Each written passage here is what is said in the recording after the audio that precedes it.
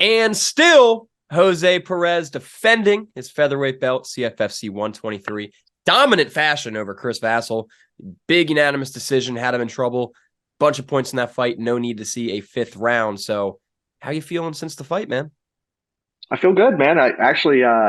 I feel pretty healthy. Normally, I feel like I got hit by a truck when I'm like the week after the fight. Normally, I can't do anything.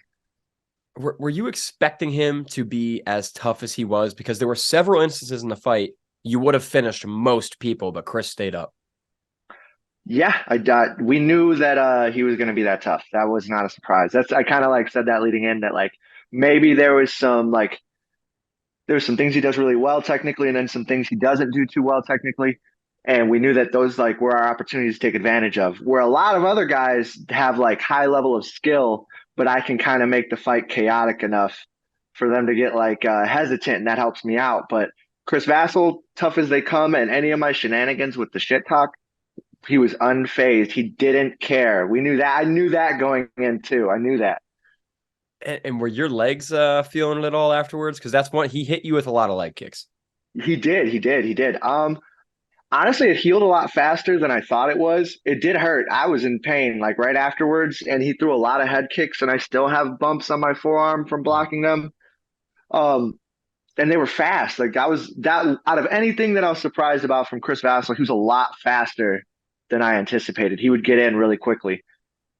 And yeah, I just told you I watched the fight with your dad and with Zach Kaufman, 4 ounces of freedom. And your dad didn't love the showboating, man. He didn't love the mid-fight antics. What brought that out of you? I know you usually do that, but any hesitance with the pops being in the front row? No, not at all. My dad has watched me do jiu-jitsu tournaments since I was a kid, and he knows that what it is. I'm a shithead, and I don't like losing. I'm a shithead. I can admit that. But the shenanigans, I don't know. I kind of like when I first started, I was more hesitant, and I would kind of say things like with like Brandon Gator, my very first fight. If you really look, you can kind of see me saying something when I choke him. I'm like, that's mine, and it was like just something that happened organically, and I've just kind of said that like it's an art form because I don't fight the same way you would fight. We might even be the same skill level, but like the way my fights look and the way, X, Y, or Z's fights look is different. So I just kind of said, I'm like, I'm going to take these opportunities that, happened. I want to say these things. I want to put a middle finger up. I want to do those things. And instead of fighting it, I'm just kind of letting shit fly. Even my coaches sometimes, like with Frank Wells, I did this crazy thing where I jumped and like dug my heels into the mat. It's just something I felt. I wanted him to feel the vibrations underneath his feet. I don't know what it is. I'm so serious. It sounds weird, but that's exactly my thought process when I'm doing it. So I'm just letting myself just do it. They always ask and why I do it, and I'm like, well, I don't get to act like this in normal life. I don't get to behave this way. It's just a defiant mentality, just kind of showing itself in the fight, I guess. Well, I love it, man. It's very entertaining and it's obviously working. And then afterwards on the mic, you got a little crazy there too. Interesting strategy, calling out UFC matchmakers, Mick Maynard, Sean Shelby. What made you take that approach? Because they're so in my head, here's my when I was dreaming of fighting and how great it would be, my thought process was that there was intelligent people out there like combing through all the bullshit fighters that exist in this world to find gems. I thought that it was like a really like hard and sophisticated job. And to a degree it is. But I didn't know. I knew it was sport. I knew it was business. I didn't know how far the scales were tipped in the favor of the Yeah. business aspect of things because why is the only way contender series? I get it. So then let's look at like who's gotten on there. There's a lot of like kind of I literally don't think that there's a 45 around there that I wouldn't like not only beat but like definitively beat. And that's maybe that sounds arrogant to you or to whoever's listening, but that's a fact and that's what I believe. Um, so that's like shit. And then why is the only other way to get in a short notice call? So you're basing who gets into the UFC off of convenience to you, and you're not always setting them in to win. Like, why is it? It devalues skill, is the way I feel, and it's really like it does. It offends me. It makes me mad. It kind of upsets me. Um, but whatever, man. We're here. I did it. I said what I had to say. I think I dropped a little too much profanity. I wanted a little bit of tasteful profanity, just a little bit to open some eyes, but whole thing is I'm expressing myself. I felt like saying it that way in that moment, and maybe it wasn't the best approach, but I'm not going to say sorry. I'm not going to do it.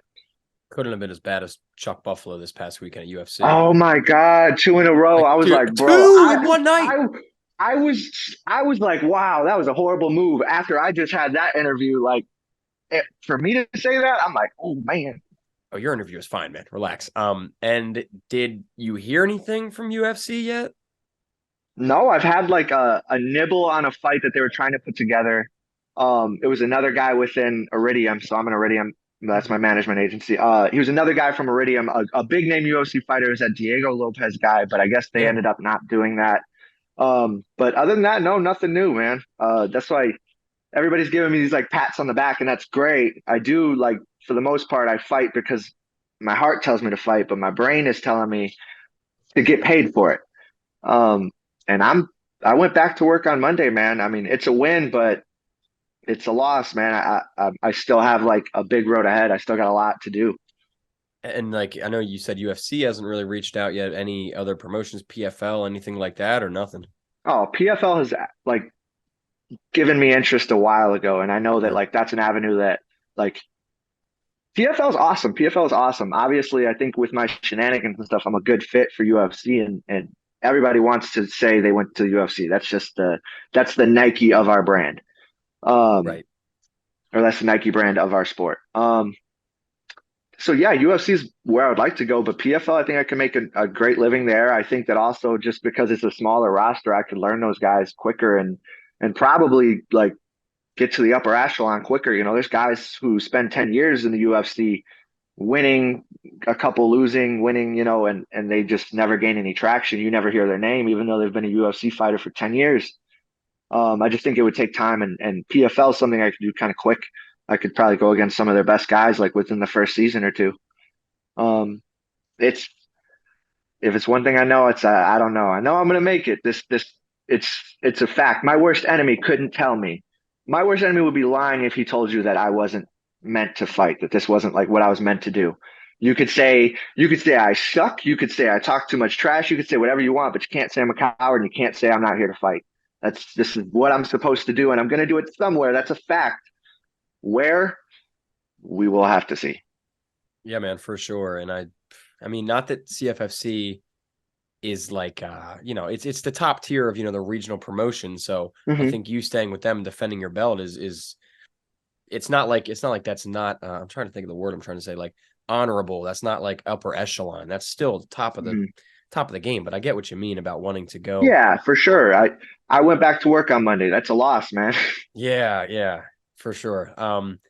And do you have like a timeline of I guess like when, like, how long are you willing to wait for the UFC until you're like, enough of that, I'm gonna sign a I've got PFL one more contract? fight.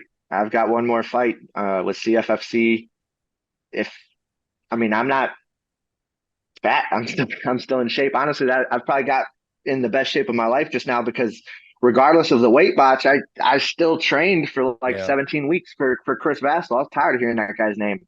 Um, but no offense to Chris Vassell, you were great. But I got tired of hearing his name. I've been busting my ass for this. So, I mean, I think I'm in good shape and I can continue to be in good shape. I got some bumps and bruises that I got to deal with. So I haven't really been back to the gym, but realistically, I'll be back this week and I just plan to keep going and hopefully get a call sooner rather than later. But if there's nothing done by like, I'd like to fight before the end of this year with CFFC. That would end my contract and open up a lot more doors than just the UFC if they haven't made their mind up yet.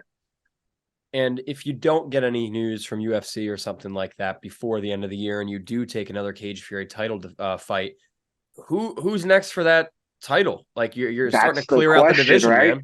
Bo is literally the only guy that's consistently in the roster that's winning. And that's not even something that I'm saying to be biased. That's just a fact. That's Yeah. if you look at what it is, that's a fact. That Ryan Cafaro was the guy I said I would fight after because he called me out, but I think he's fighting for a title for another company Yeah, right Art of now. War. Understandably, because of the timeline that I've been dealing with and the whole thing with Chris Vassell, the first attempt. But who? That's the golden number or golden question, I should say. Like who would it be? Yeah, I mean, Frank Wells back in the win column, but you guys have already fought and he's coming off of two losses.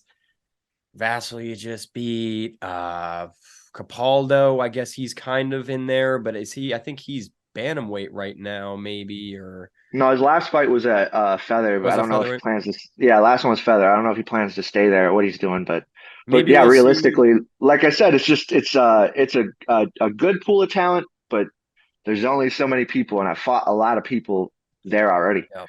Oh, I'd love if Kafaro got that win in Art of War, and then you guys can get it done in December because he only fights like next weekend or something. So, Yeah, I and think maybe Kafar that would could be work out. like the biggest challenge out of the guys I fought, like from as far as like just like cage experience and what he can do.